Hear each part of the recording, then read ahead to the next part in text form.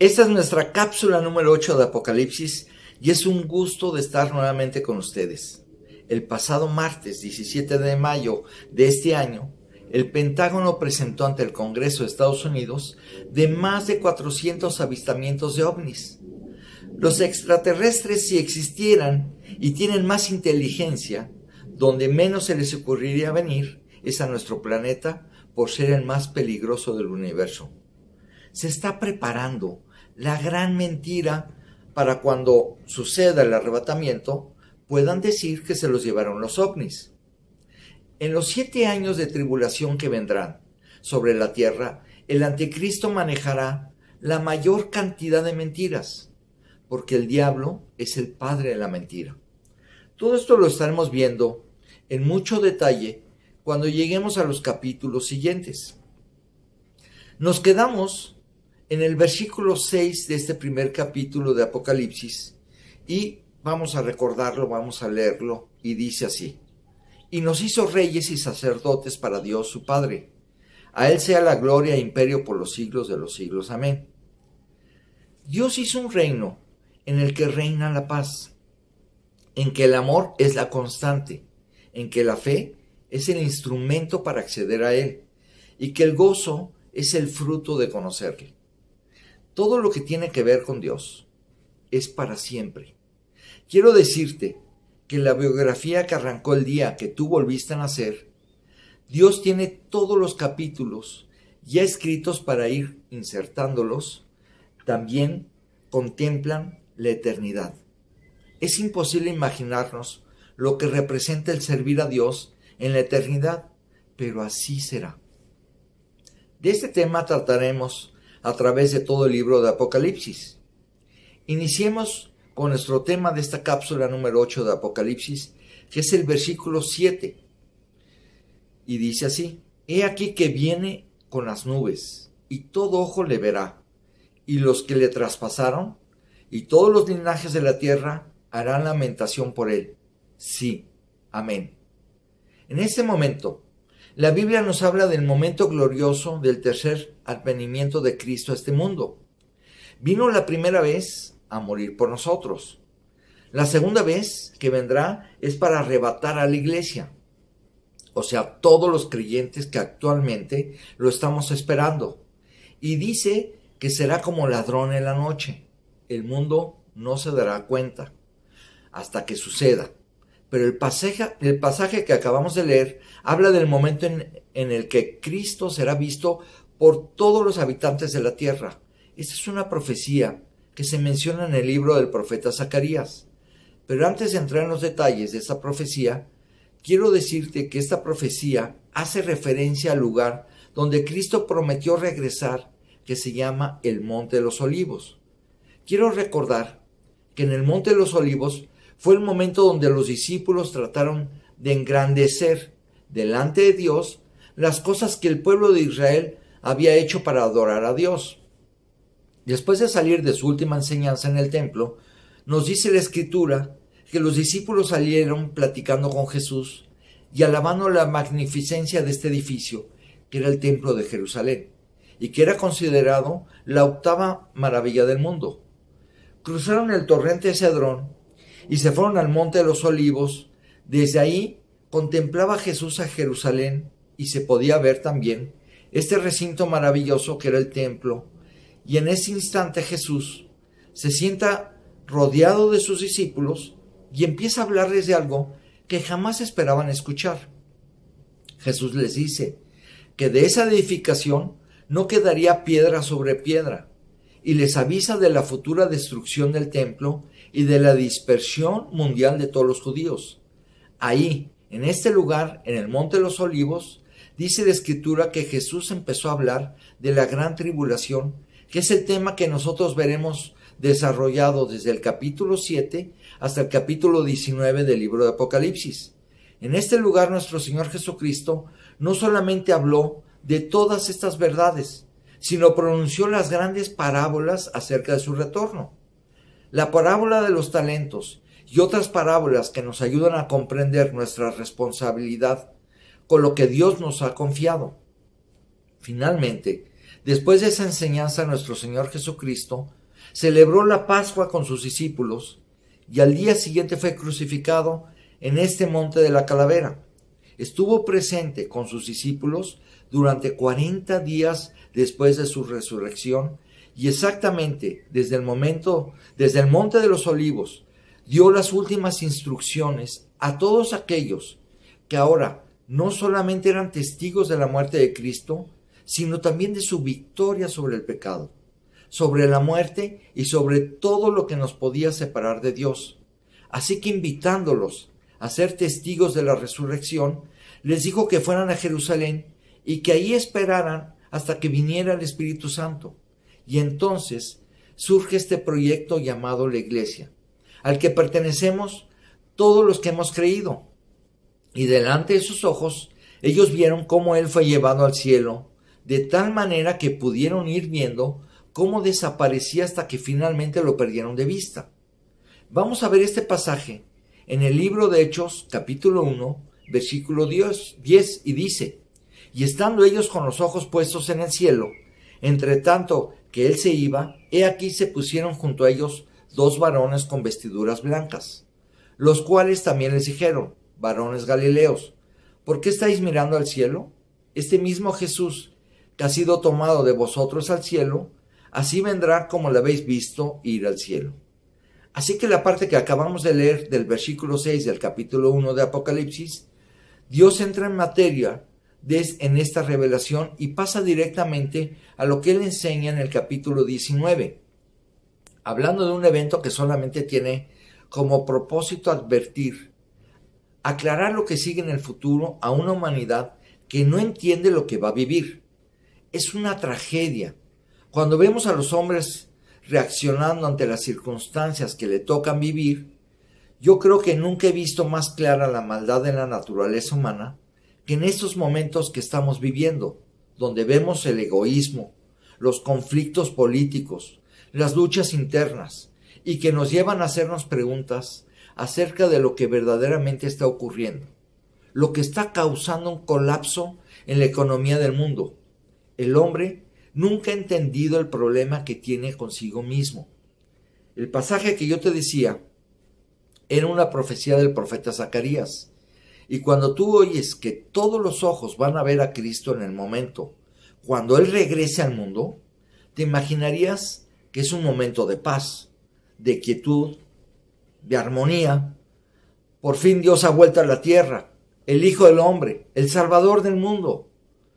Todos los hombres lo estamos viendo, pero cuando leemos con cuidado lo que dice, nos damos cuenta que los hombres no van a reaccionar de una manera favorable cuando Jesús regrese. Fíjate lo que dice la profecía de Zacarías, que yo voy a leer de manera completa. El pasaje que acabamos de leer en Apocalipsis, que fue el versículo 7, solamente resume el hecho de que Cristo va a volver a reinar a la tierra y todos los ojos lo verán. Pero hay una expresión que llama profundamente nuestra atención: y todos harán lamentación por Él. ¿Qué no será un momento de dicha, de gozo? Bueno, la Escritura dice que no. ¿Qué estará pasando cuando Cristo venga en esta profecía que se describe en Zacarías capítulo 12, versículo 10, y dice: y derramaré sobre la casa de David y sobre los moradores de Jerusalén espíritu de gracia y de oración, y mirarán a mí, a quien traspasaron, y llorarán como se llora por hijo unigénito, afligiéndose por él como quien se aflige por el primogénito. Este pasaje habla de que la humanidad, a la hora de ver venir a Cristo, en lugar de recibirlo con gozo, harán una profunda lamentación por la pérdida al descubrir que fueron engañados los judíos a través de los siglos, enseñándoles que Cristo no era el Mesías, y el resto de la humanidad confundida y engañada por el anticristo, que en este momento va a ser apresado por Dios y encarcelado en una prisión eterna, junto con el falso profeta que le apoyaría en su proyecto. El pasaje que aquí estamos leyendo describe una humanidad que se da cuenta que la pérdida es irreparable. Voy a dividir la reacción de todos los que serán testigos en ese momento. Que Cristo regrese, voy a hablar del pueblo de Israel. El pueblo de Israel dice que a la hora de ver regresar a Cristo, se va a dar cuenta que es Jesús, porque mirarán a quien traspasaron. ¿Cómo que traspasaron? Bueno, quiero decirte que la cruz del Calvario, nuestro Señor Jesucristo, cuando se acercaron los soldados romanos para quitar los cuerpos, finalmente, el castigo en una cruz podía durar 3 días. Era una muerte salvaje, dolorosa, indescriptible.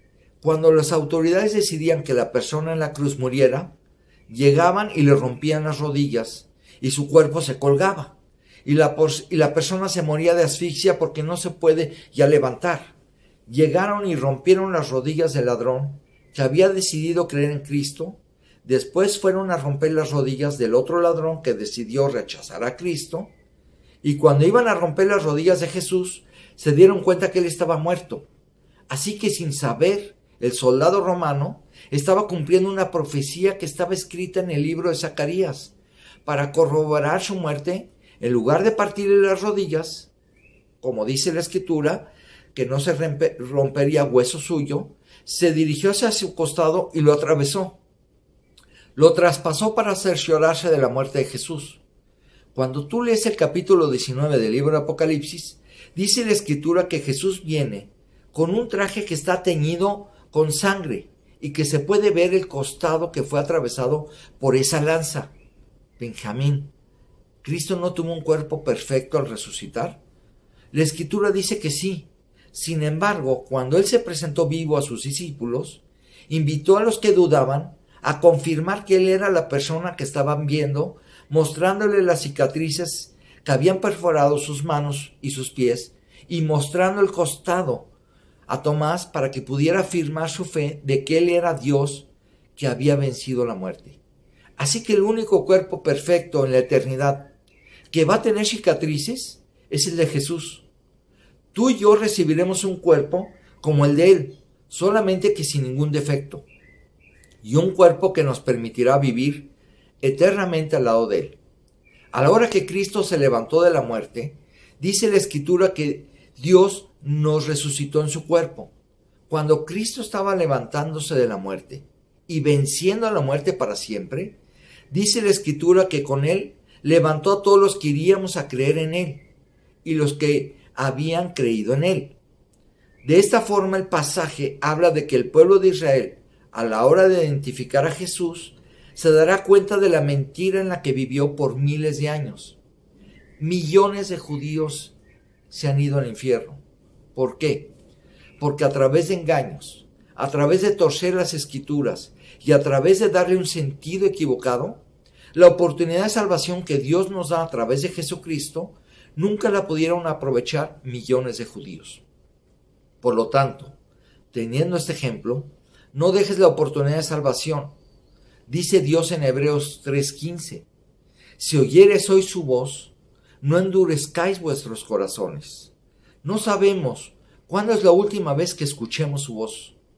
En otro pasaje, Dios, en la segunda carta de Pablo a los Corintios, en el capítulo 6, versículo 2, dice lo siguiente, y en día de salvación te he socorrido.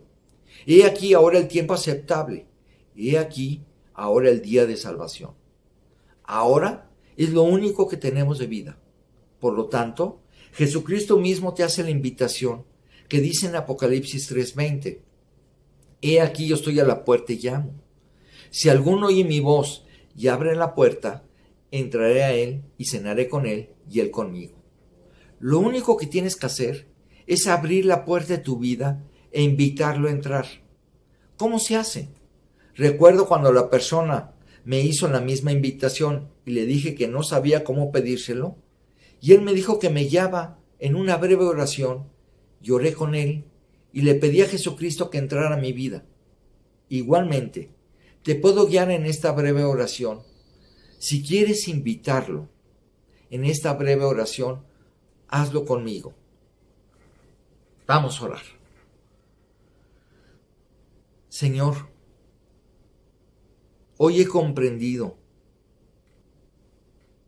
que tú has esperado hasta el día de hoy para que yo te pueda aceptar. Gracias, Dios, por la oportunidad de entender que la salvación es por tu favor, tu gracia. Y así como lo van a ver los judíos, yo quiero pedirte en este momento que entres. Te abro la puerta en mi vida para que entres, Señor Jesucristo. Entra, por favor. Quiero que seas mi Salvador. Quiero que seas el Señor de toda mi vida y tú me guíes en cada paso que yo dé. Hazme la persona que tú has planeado hacer. Y todo esto te lo agradezco por los méritos de tu Hijo Jesucristo. Amén. Si tú aceptaste a Jesucristo hoy, déjame decirte que tú vas a comenzar a ver esa nueva persona que Dios te acaba de hacer.